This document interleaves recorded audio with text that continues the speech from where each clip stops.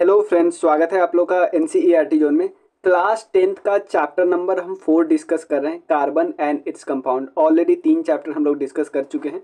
तो कार्बन के बारे में बोला जाता है कि कार्बन किस टाइप का बॉन्ड बनाता है। ये कोवैलेंट बॉन्ड बनाता है। कोवैलेंट बॉन्ड क्यों बनाता है ये भी हम देखेंगे। आयोनिक बॉन्ड क्यों नहीं बनाता है। इससे पहले हम देख लेते हैं बॉन्ड के 3 प्रकार हैं। 3 प्रकार कौन कौन है। एक है आयोनिक बॉन्ड, जिसमें दो आयन आपस में रिएक्ट करते हैं, दोनों मिलते हैं। उसमें से एक क्या करता है, इलेक्ट्रॉन रिलीज करने वाला होता है, लाइक सोडियम जो इलेक्ट्रॉन रिलीज करता है, और एक होता है क्लोरीन जो इलेक्ट्रॉन एक्सेप्ट करता है। ये दोनों बॉन्ड बनाते हैं, इसको आयोनिक बॉन्ड बोलते हैं। तो आयोनिक बॉन्ड काफ़ी टफ होता है, क्योंकि एक मेटल जो इलेक्ट्रॉन रिलीज करता है वो मेटल, और जो एक्सेप्ट करता है वो नॉन मेटल। मेटल और नॉन मेटल के आपस का रिएक्शन होता है। तो ऐसे मतलब इस टाइप के कंपाउंड से इलेक्ट्रिसिटी भी पास होता है। बट दूसरा बॉन्ड होता है कोवैलेंट बॉन्ड। ये जो बॉन्ड होता है ना, non metal and non metal के बीच होता है। इसके तरह मेटल और नॉन मेटल के बीच नहीं होता। तो ये जो बॉन्ड होते हैं ना, थोड़ा सा कमजोर बॉन्ड होते हैं। किसके रेस्पेक्ट में, आयोनिक बॉन्ड के रेस्पेक्ट में। क्या यहाँ से इलेक्ट्रिसिटी पास होता है, नहीं, इलेक्ट्रिसिटी पास नहीं होता है। और एक और बॉन्ड होता है मेटालिक बॉन्ड। मेटालिक बॉन्ड क्या होता है, मेटल और मेटल के बीच है, मेटल और मेटल के बीच में है। क्लियर। तो कार्बन, अब कार्बन एक कोऑर्डिनेट बॉन्ड ही क्यों बनाता है, कार्बन कोऑर्डिनेट बॉन्ड ही क्यों बनाता है, एग्जांपल के लिए लेते हैं। कार्बन क्या एटॉमिक नंबर है 6। पहले ऑर्बिट में कितने इलेक्ट्रॉन होगा, 2 इलेक्ट्रॉन। आउटर ऑर्बिट में कितने इलेक्ट्रॉन होने है, 4 इलेक्ट्रॉन। तो इसको टोटल इलेक्ट्रॉन चाहिए कितना, आउटर ऑर्बिट में टोटल 8 इलेक्ट्रॉन इसको चाहिए, ताकि एक ऐसा मतलब बिल्कुल ये किस तरह का बन सके, ये बन सके, इसका पूरा फुल फिल हो जाए। क्योंकि 8 हो जाता है तो फिल हो जाता है। तो ये क्या सोचेगा कि भाई 4 कोई हमको दे देता ना तो हमारा काम बन जाता। तो ये ना 4, देखो, ना 4 को इसको कोई देगा और ना ही 4 को इससे कोई लेगा।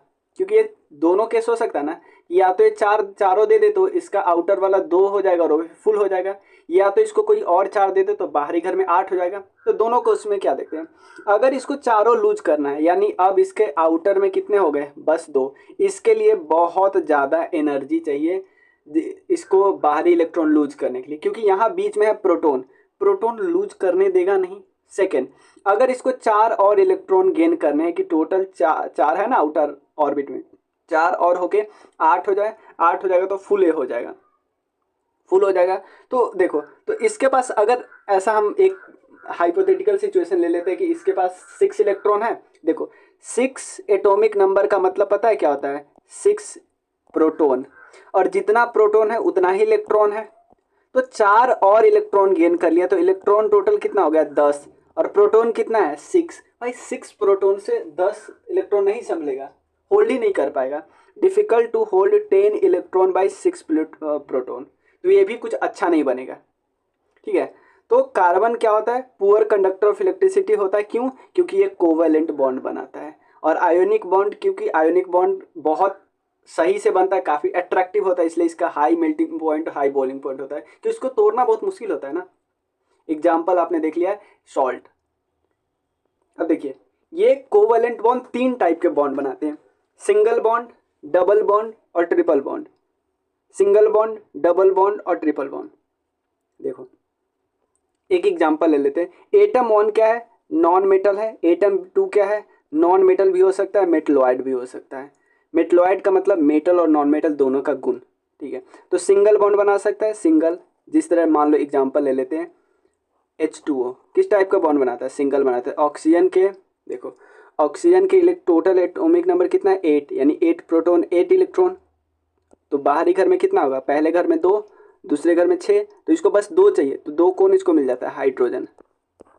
और हाइड्रोजन का भी एक ही है तो उसको 2 मिल जाएगा, तो ऑर्बिट उसका फुल हो जाएगा। तो हाइड्रोजन का अब 2 हो गया, हाइड्रोजन का 2 हो गया, बट ऑक्सीजन का कितना हो गया, 8 हो गया ना, पहले से 6 था और 2 ये वाला, तो टोटल 8 हो गया। तो ये कैसा बॉन्ड बनाएगा, सिंगल बॉन्ड बनाएगा। ये डबल बॉन्ड है, ये ट्रिपल बॉन्ड है। जैसे O2 कौन सा बॉन्ड बनाएगा, ऑब्वियसली डबल बॉन्ड बनाएगा ना, O और O के बीच डबल बॉन्ड होगा। N2 कैसा बॉन्ड बनाएगा, N के एटॉमिक नंबर कितना है, 7, आउटर हाउस में कितना होगा, 5, इसको कितना चाहिए, 3 और चाहिए, तो N के साथ ट्रिपल बॉन्ड बनाएगा। कि इसके पास ऑलरेडी कितना था, 7 था, आउटर हाउस में 5 था और 3 और मिल गया, तो कितना हो गया, 8 हो गया। तो इसलिए n पे आपको ऐसे शो करेगा, एक इलेक्ट्रॉन पेयर शो करेगा, क्योंकि 2 यहाँ पे हो गया, 3 यहाँ पे हो गया, 3 यहाँ पे हो गया, 3 3 6 2 8। अब हम कार्बन के कुछ एलोट्रॉप्स को डिस्कस कर लेते हैं।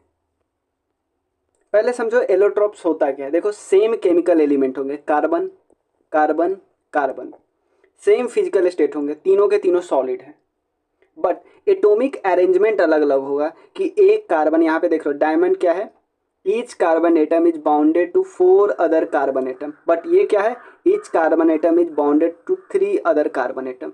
समझ में आया? सेम केमिकल एलिमेंट है कार्बन, सेम फिजिकल स्टेट है solid solid solid, but atomic arrangement, molecular structure भी अलग हुआ, मॉलिकुलर स्ट्रक्चर भी अलग हुआ। जैसे ये कार्बन 60, ये कार्बन का कुछ और होगा, कार्बन कुछ और होगा, कितना भी कार्बन से बना सकता है, ये अलग कार्बन से बना सकता है। और एटॉमिक अरेंजमेंट भी अलग है। ये एक कार्बन कितने कार्बन से लगा है, 4 कार्बन से लगा है, एक कार्बन 3 कार्बन से लगा है।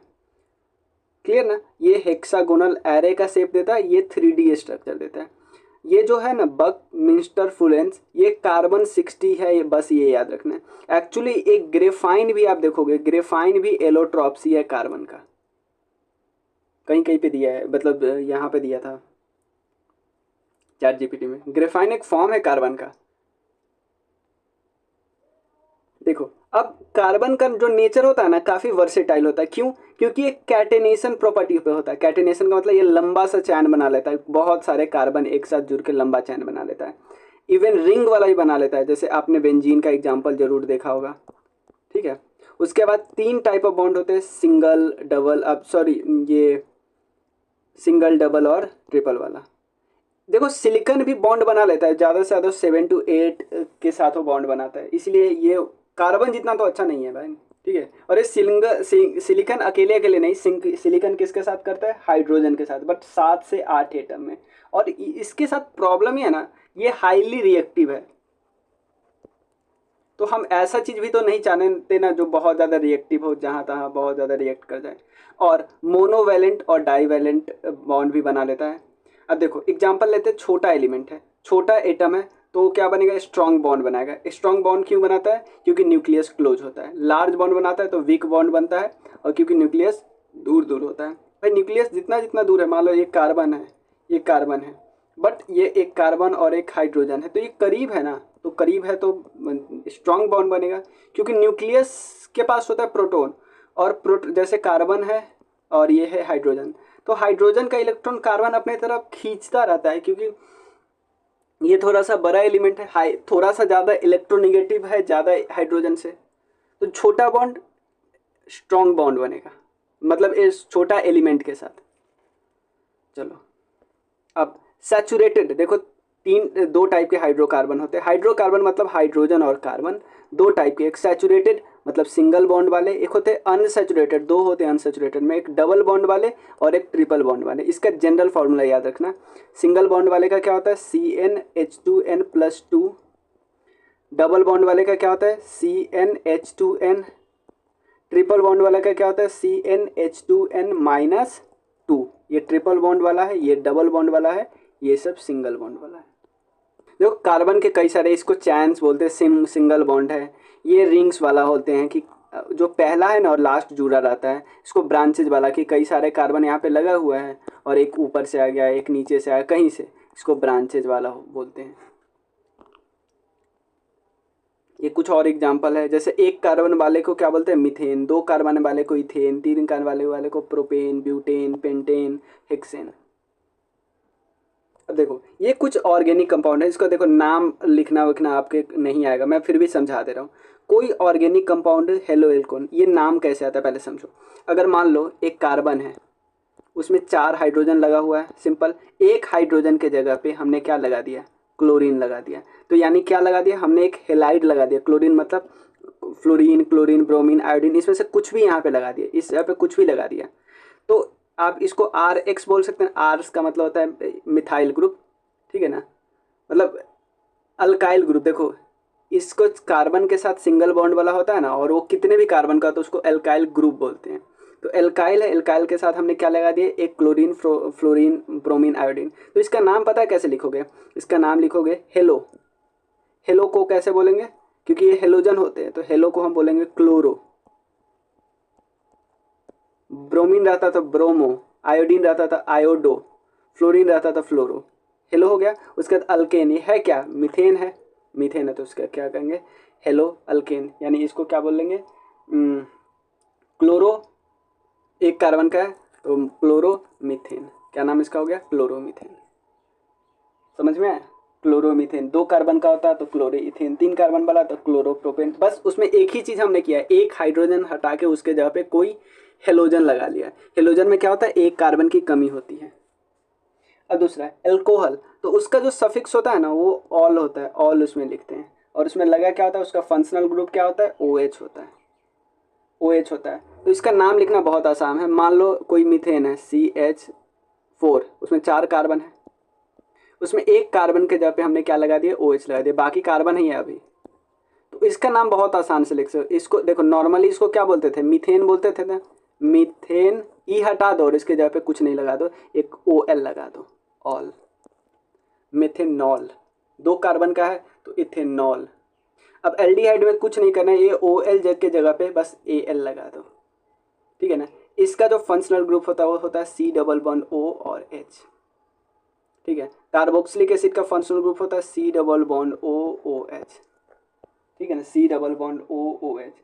तो इसका जो सफिक्स क्या लगता है पता है, इसका जैसे इसमें अल लगा, इसमें OL लगा, इसमें ओइक एसिड, ओइक एसिड, ठीक है। जैसे एग्जांपल लेते हैं, एक प्रोपेन है या एक मीथेन है, ठीक है ना, एक मीथेन में ये लग गया तो इसको हम क्या बोलेंगे, मेथेनोइक एसिड। जैसे एक C double bond O OH है, एक और बॉन्ड मान लो लगा दिया, 2 कार्बन है तो 2 कार्बन से क्या बनेगा, इथेन।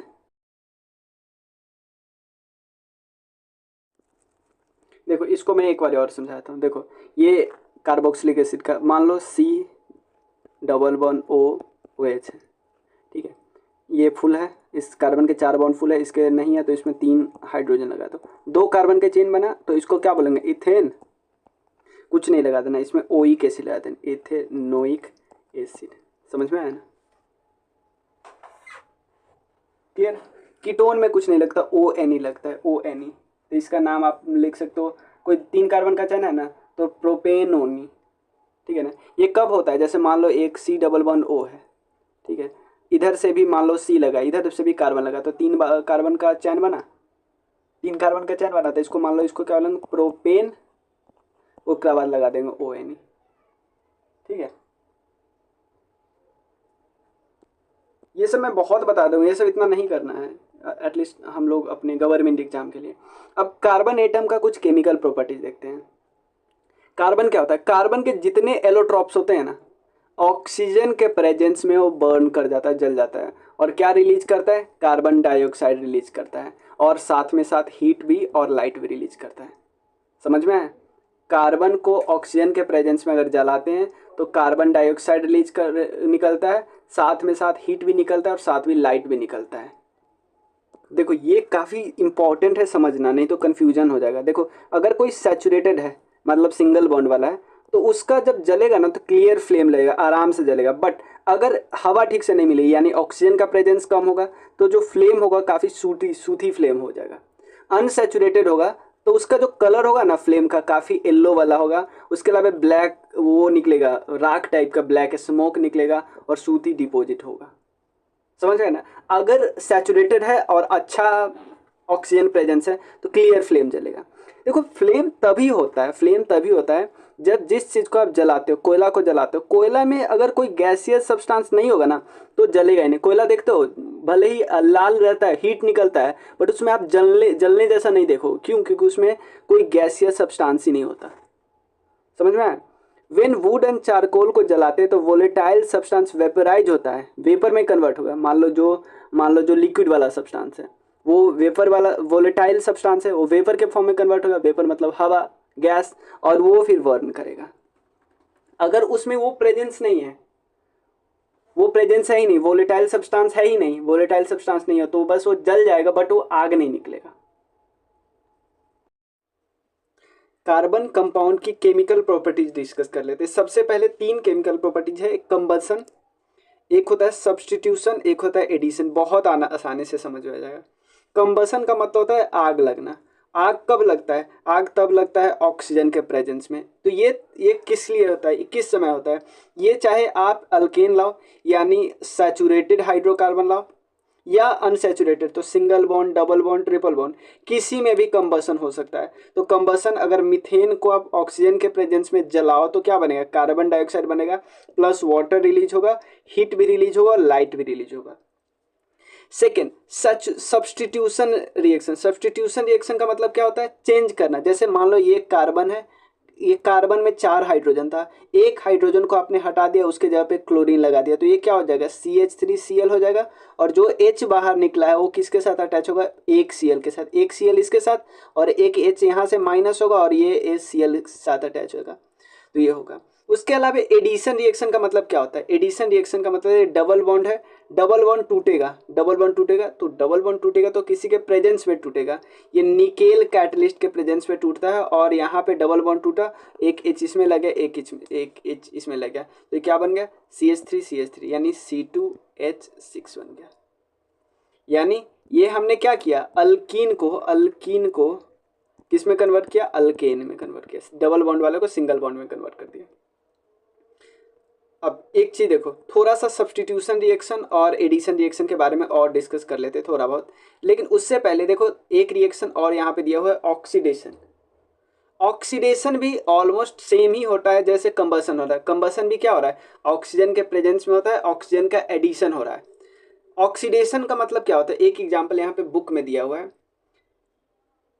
ये क्या है? किस चीज का फॉर्मूला है? ये एक इथेनॉल है। क्या है? इथेनॉल, ठीक है ना। यानी CH3, यहाँ पे भी CH3, ये है C2H6O, ये है ये। तो इथेनॉल से क्या बन गया? इथेनॉल से एसिड बन गया। मतलब ये क्या था? 2 कार्बन और एक OH था, और यहाँ पे अब क्या लग गया? ये C डबल बॉन्ड OH और उसके अलावा एक CH3 है, यही ना, यही है। सब बॉन्ड कंप्लीट है ना। तो ये किस चीज़ के डालने से? एल्कलाइन KMnO4, यानी इसको पोटेशियम परमैंगनेट बोलते हैं। पोटेशियम परमैंगनेट लिखना है तो लिख लीजिए। और इसको क्या बोलते हैं?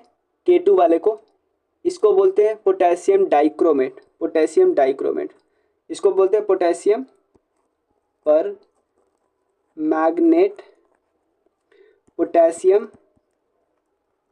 डाइक्रोमेट, ठीक है। ये एसिडिफाइड लिए, ये अल्कलाइन यानी थोड़ा सा बेसिक लिए हैं। तो इसके साथ रिएक्ट आप कराओगे ना तो ये क्या बन जाएगा? एसिड बन जाएगा। इसका मतलब ये क्या किया है? इसने क्या किया है? इसने इसमें ऑक्सीजन ऐड किया है, यानी हम इसको क्या बोलेंगे? इन दोनों को बोलेंगे oxidising agent. Oxidising agent, oxidising agent का मतलब जो ऑक्सीडेशन करवाता है। ऑक्सीडाइजिंग एजेंट मतलब जो ऑक्सीडेशन करवाता है, तो ये दोनों ऑक्सीडाइजिंग एजेंट कहलाएंगे, ठीक है। इथेनॉल को एसिड बनाया, तो हमने ऑक्सीडेशन डिस्कस कर लिया। एडिशन रिएक्शन में तो हमने आपको दिखाई था 2 चीज़। एक तो हमने क्या लिया था? अल्कीन लिया था डबल बॉन्ड वाला, उसमें एक निकेल कैटलिस्ट लिया था और साथ में हमने हाइड्रोजन लिया था। तो ये बॉन्ड ब्रेक हो जा रहा था, एक में एक हाइड्रोजन लग जा रहा था, एक में एक हाइड्रोजन लग जा रहा था, ठीक है। और सिर्फ निकेल नहीं, अगर निकेल के जगह पे आप पैलिडियम रख सकते हो ना, पैलिडियम, तो भी सेम काम करेगा पैलिडियम। एक चीज़ मैं आपको यहाँ पे बताता हूँ, यहाँ पे नीचे क्या लिखा हुआ है? नीचे लिखा हुआ है जो ये डबल बॉन्ड वाले या ट्रिपल बॉन्ड वाले को क्या बोलते हैं? अनसैचुरेटेड, ठीक है। तो जो अनसैचुरेटेड फैट होते हैं, अनसैचुरेटेड फैट वो हेल्दी फैट होते हैं, यानी ये किस में मिलते हैं? वेजिटेबल ऑयल में मिलते हैं। तो वेजिटेबल ऑयल क्या होगा? हेल्दी फैट होगा, हेल्दी। बट सैचुरेटेड जो होता है, यानी जिसमें सिंगल बॉन्ड होगा, आपने सारा बॉन्ड तोड़ लिया, तो ये अनहेल्दी फैट होते हैं। ये एनिमल में मिलते हैं। एनिमल से जो फैट मिलते हैं वो अनहेल्दी फैट होते हैं, और जो वेजिटेबल ऑयल से मिलते हैं वो हेल्दी फैट होते हैं। तो यानी देखा। अब एक चीज़ और मैं आपको बताता हूँ, क्या कभी कोई ऐसे ऑयल है जो लिक्विड फेज में है, ठीक है ना, यानी वो कैसा है? अभी मान लो वो है अनसैचुरेटेड, यानी डबल बॉन्ड वाला है, ठीक है। अब उसको सैचुरेटेड बनाना है, तो आप बोलोगे ये तो गलत है ना, उल्टा है, क्योंकि हमको खराब से मतलब अच्छा, ये तो अच्छा है ना, ये अच्छा है मतलब गुड, गुड से बैड क्यों बनाएंगे भाई? जरूरी पड़ता है, क्यों बनाना जरूरी पड़ता है? अगर आप गुड से बैड नहीं बनाओगे तो इसका लाइफ स्पैन हो जाएगा ना, वो बहुत कम हो जाएगा, लाइफ स्पैन बहुत कम हो जाएगा, या उसको रखना ठीक से आसानी से नहीं रखा पाएगा, वो बहुत मुश्किल से रखा जाएगा। इसीलिए जो डालडा वगैरह बनाया जाता है ना वो बहुत बेकार होता है। क्यों? क्योंकि उसको हाइड्रोकार्बन यानी हाइड्रोजनेशन उसका किया जाता है, हाइड्रोजनेशन करके उसको खराब बनाया जाता है। समझ में आया ना, उसको खराब बनाया जाता है उससे। मान लो पहले क्या था, पहले वो अनसैचुरेटेड था, अनसैचुरेटेड से सैचुरेटेड बना दिया गया, तो अनसैचुरेटेड जो अच्छा वाला था उसको खराब बनाया गया ताकि उसको ज़्यादा टाइम तक रखा जा सके और अच्छे से पैकेजिंग हो सके। क्लियर है ना, इसमें कोई दिक्कत नहीं। अब एक चीज़ और, सब्सटीट्यूशन रिएक्शन वाले में हम देखा ना क्या लिखा हुआ है कि एक क्लोरीन इस पे आ गया, तो बोलो, आप बोलोगे कि देखो ऐसा क्यों होता है। देखो नॉर्मली जो CH4 है ना या C2H6 जो भी है, ये नेचुरल सिचुएशन में बहुत अनरिएक्टिव होता है। मतलब कि सैचुरेटेड मतलब जो सिंगल बॉन्ड है उसको तो अब थोड़ी टूटना उठना है, डबल को ना सिंगल बनना होता है, ट्रिपल को डबल बनना होता है। तो जो सैचुरेटेड रहता है वो अनरिएक्टिव होता है, बट हाई टेम्परेचर के कारण ये क्लोरीन से रिएक्ट कर जाता है, हाई टेम्परेचर के कारण ये क्लोरीन से रिएक्ट कर जाता है, खासकर सनलाइट के प्रेजेंस में जब हाई टेम्परेचर रहेगा तो भी ये हो जाएगा। तो इसको सब्सटीट्यूशन रिएक्शन बोलते हैं, सनलाइट के प्रेजेंस में टेम्परेचर आना चाहिए। ठीक है, अब हम दो चीज़ डिस्कस कर रहे हैं। कुछ इंपॉर्टेंट कार्बन कंपाउंड है, एक जो बुक में दिया हुआ है, एक इथेनॉल और एक है एथेनोइक एसिड। सबसे पहले हम इथेनॉल को देखते हैं। अब देखो इथेनॉल क्या होता है, रूम टेम्परेचर पे ये लिक्विड फेज में होता है। ये वो चीज़ है जो लोग पीते हैं। देखो इथेनॉल एक्चुअली यूज किया जाता है, दवाई में भी यूज किया जाता है, ड्रग वगैरह में यूज किया जाता है, बट लोग जो पीने के लिए यूज करते हैं वो भी इथेनॉल ही होता है, वो मिथेनॉल नहीं होता है। मिथेनॉल एक्चुअली बहुत ख़राब हो जाता है, वो जहर हो गया। ठीक है, अब देखो ये जितने भी अल्कोहलिक ड्रिंक होते हैं ना उसका एक्टिव इंग्रेडिएंट, यहाँ बोला जाता है ना कि जैसे इस पर्टिकुलर में बहुत सारी वेराइटी होती है, मुझे उतना नाम पता नहीं, जैसे बियर में इतना परसेंट होता है, वाइन में इतना परसेंट होता है, रम में इतना परसेंट होता है, तो एक्चुअली इथेनॉल की बात कर रहे हैं। अगर इथेनॉल में आप डाइल्यूट का मतलब वाटर का कॉन्सेंट्रेशन अगर ज़्यादा है ना तो इससे लगेगा जैसे नशा लगता है, ड्रंकननेस होगा। बट अगर प्योर इथेनॉल पिया जाए तो इससे क्या होगा, लीथल होगा, इंसान मर भी सकता है। अब देखो दो रिएक्शन है, क्या रिएक्शन है, अगर आप एथेनॉल को सोडियम के साथ रिएक्ट करते हैं, एथेनॉल को सोडियम के साथ रिएक्ट करते हैं तो हाइड्रोजन गैस रिलीज होगा। हाइड्रोजन गैस के अलावे और क्या बनेगा, सोडियम एथोक्साइड बनेगा। बस इतना ध्यान रखो, एथेनॉल को सोडियम के साथ रिएक्ट करते हैं तो हाइड्रोजन, मेन तो आपको यही याद रखना है, ये याद भी नहीं रखना है। क्लियर, ये क्वेश्चन पूछ सकता है कि इथेनॉल का रिएक्शन किससे करवाएंगे तो हाइड्रोजन गैस रिलीज होगा, सोडियम से। एक और है, अगर आपको अनसैचुरेटेड हाइड्रोकार्बन बनाना है, किससे, इथेनॉल से। ये क्वेश्चन पूछ सकता है कि अगर आपके पास इथेनॉल है, बनाना आपको क्या है, इथीन, यानी इस ऑक्सीजन को हटाना, इस मतलब कि OH को हटाना है, यानी आपको इससे वाटर हटाना है, वाटर निकालना है। वाटर निकालने के लिए कोई ऐसा चीज़ डालना होगा जो वाटर को निकाल देता है, वाटर को निकाल देता है। हम किसके बारे में ऐसा सुने कि ये बहुत भारी हाइड्रेटिंग एजेंट है, H2SO4 के बारे में बोला जाता है ना। जो देखो ये आसानी से मार्केट में नहीं मिलेगा, क्योंकि जो एसिड वुमेन पे बहुत ज़्यादा केस हुआ था बीच में, अभी भी बहुत देखने को मिलता है, जो एसिड फेंक दिया जाता है। आपने कई सारे मूवी भी देखा होगा, दीपिका पादुकोण इसमें एक्टिंग की थी। तो H2SO4 एक्चुअली उसी के लिए यूज हो जाता है, इसलिए मार्केट में नहीं मिलता। क्यों ये करता है H2SO4 ऐसे, क्योंकि ये उस पर्टिकुलर जिस शरीर के जिस पार्ट में पड़ता है ना वहाँ का पानी ही चूस लेता है, तो वो पानी कैसा दिखने, तो वो जलाब हो जाता है क्योंकि वहाँ का वाटर ही खत्म हो गया ना। तो यही है कि अगर आप एथेनॉल का रिएक्शन करवाएं, देखो एथेनॉल को रिएक्ट करवाना है और वहाँ पे डालना क्या क्या है, बहुत ज़्यादा मात्रा में H2SO4 डालना है, तो वाटर यहाँ से हट जाएगा, वाटर अलग हो जाएगा और बनेगा इथीन। अब देखो एथेनॉल ये सब क्या करता है, एथेनॉल हमारे जो सेंट्रल नर्वस सिस्टम है ना उसको डिप्रेस कर देता है, उसको कमज़ोर कर देता है, उसको कमज़ोर करेगा, यानी हमारा जो मेटाबॉलिक प्रोसेस है शरीर का वो भी कमज़ोर हो जाता है। अब इथेनॉल तो मैंने देखे, मिथेनॉल और ज़्यादा खतरनाक होता है। ये क्या करता है, इसके छोटे से छोटे मात्रा को कंज्यूम करने पे इवन डेथ भी हो सकती है। इथेनॉल से इतना जल्दी डेथ नहीं होगा, बट मिथेनॉल से डेथ हो जाएगा। मिथेनॉल क्या करता है, ये लीवर में ऑक्सीडाइज होता है, और देखो मिथेनॉल, मिथेनॉल का पहले फॉर्मूला देखो, ये 3 कार्बन है और एक OH है, ठीक है ना, ये है मेथनॉल। और इथेनॉल भी हमने देखा था, 2 कार्बन है और एक OH है, अब बाकी जो भी है ना हाइड्रोजन है, ठीक है।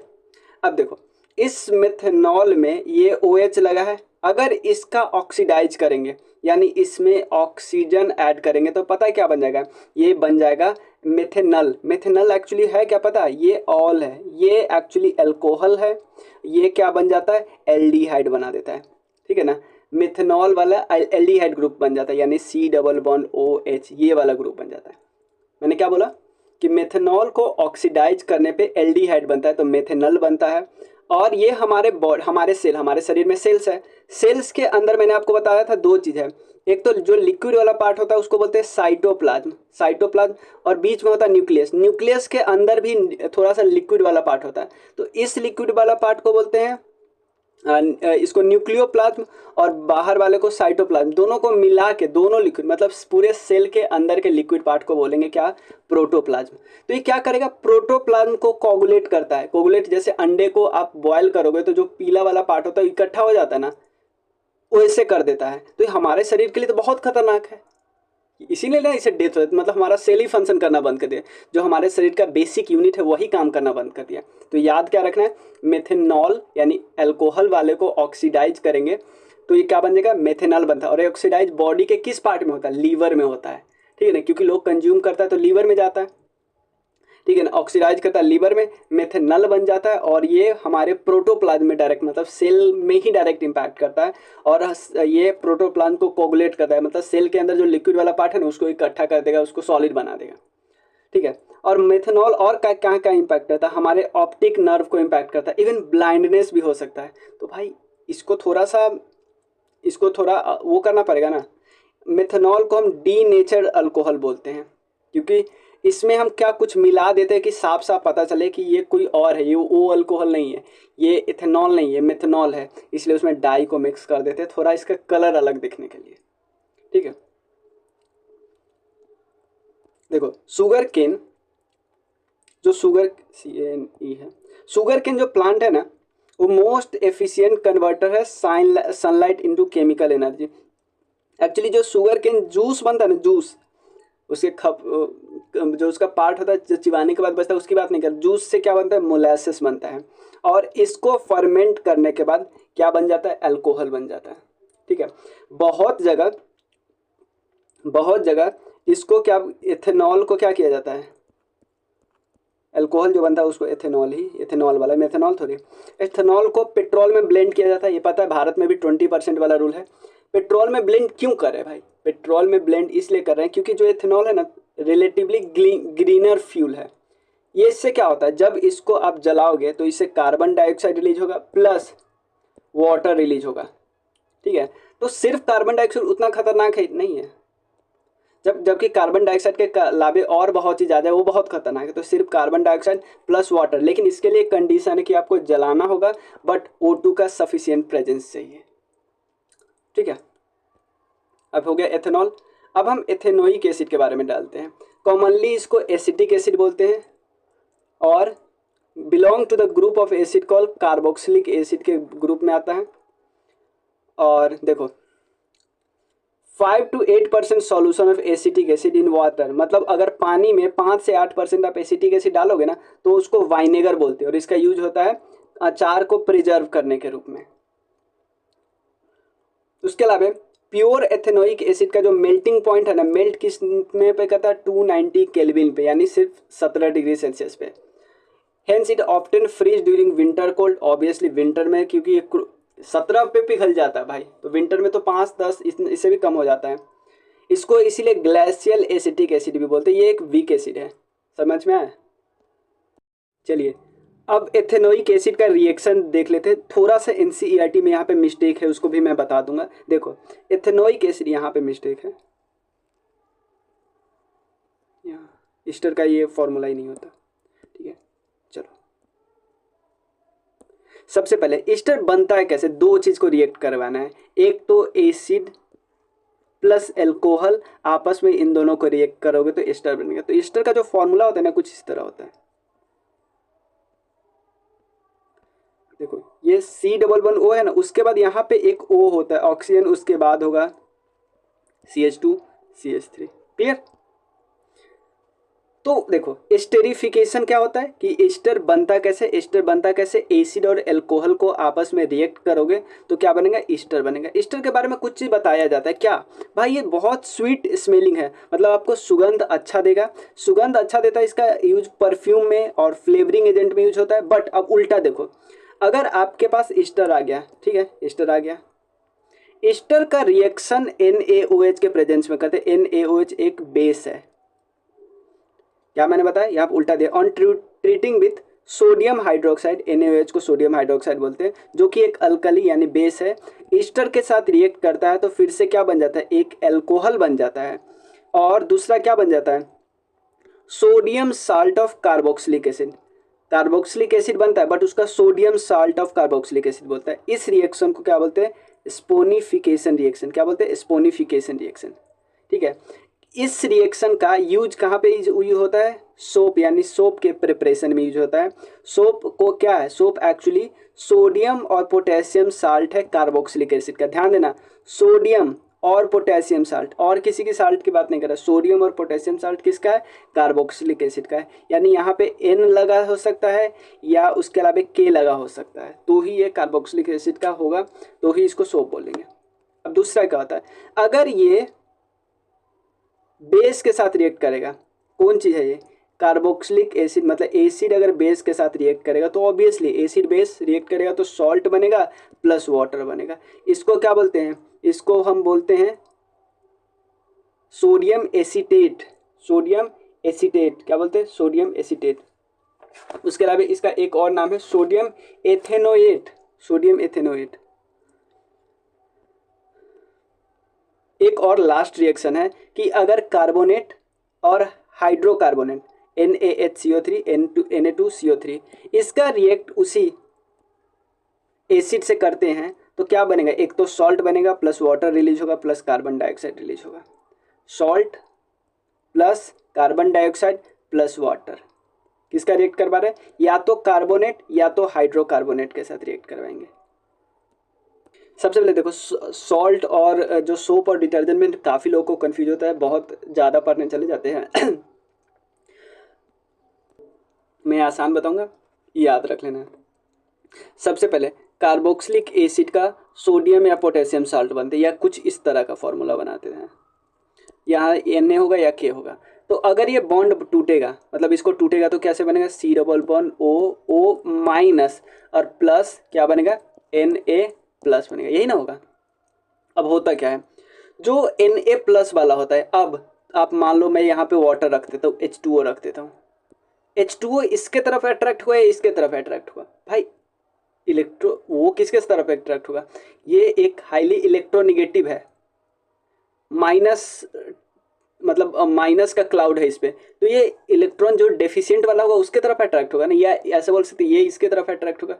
वो के तरफ क्यों अट्रैक्ट होगा, तो आयोनिक एंड यानी Na प्लस जो सोप का है वो किसके तरफ अट्रैक्ट होता है, वाटर की तरफ अट्रैक्ट होता है, क्योंकि ये हाइड्रोफिलिक होता है। हाइड्रोफिलिक मतलब हाइड्रोजन चाहिए, सॉरी हाइड्रोफिलिक मतलब वाटर से प्यार है, वाटर चाहिए। फोबिक जब होता है ना तो वाटर से दूर भागता है, मतलब डर। जबकि कार्बन चैन वाला जो इंटरेक्ट करता है वाटर के साथ, ये वाला पार्ट इंटरेक्ट करेगा किसके साथ, वायल के साथ, ये वाला पार्ट इंटरेक्ट करेगा वाटर के साथ, ठीक है ना। तो ये जो स्ट्रक्चर बनता है, इस टाइप का स्ट्रक्चर बनता है कि इधर Na प्लस रहता है, इधर बाकी कार्बन चेन है, तो Na प्लस किसके साथ इंटरेक्ट करता है, अभी देखा वाटर के साथ। और ये जो है ना मिसल्स जो बनता है ना बहुत सारा, तो ये आउटसाइड शेप में रहता है, मतलब कुछ इस तरह से बनेगा, ऐसे है, ऐसे, फिर ऐसे, जितने बहुत सारे मिसल्स है ना सब में आपको ये गोला गोला वाला आउटसाइड ही दिखेगा, मतलब एक सर्किल बन रहा है तो इसमें ये आउटसाइड दिखेगा, ऐसे ऐसे ऐसे ऐसे ऐसे ऐसे, ठीक है। आउटसाइड क्या चाहिए, ये वाटर से अट्रैक्ट करता है। अब देखो one end of the molecules toward the vial, मतलब ये वाला वायल की तरफ है, और आयोनिक एंड आउटसाइड है, और ये वाटर के साथ मिलेगा तो वाटर के साथ क्या बनेगा, एमल्सन बना देगा, ठीक है। अब सोप जो का जो मिसल्स बनता है, ये वाला इस टाइप का स्ट्रक्चर क्या करेगा, ये डर्ट को पुल करने में मदद करता है, वाटर में खींच लेता है और वाटर में सारा डर्ट जमा होकर अलग हो जाता है। इस तरह हम कपड़ा खींचते हैं। अब मान लो यहाँ पे एग्जाम्पल ले लेते हैं कि हमने अपना आप बोलोगे कि आपने बता दिया कि सोडियम और पोटेशियम साल्ट हो जाएगा तो आराम से हम काम कर लेंगे।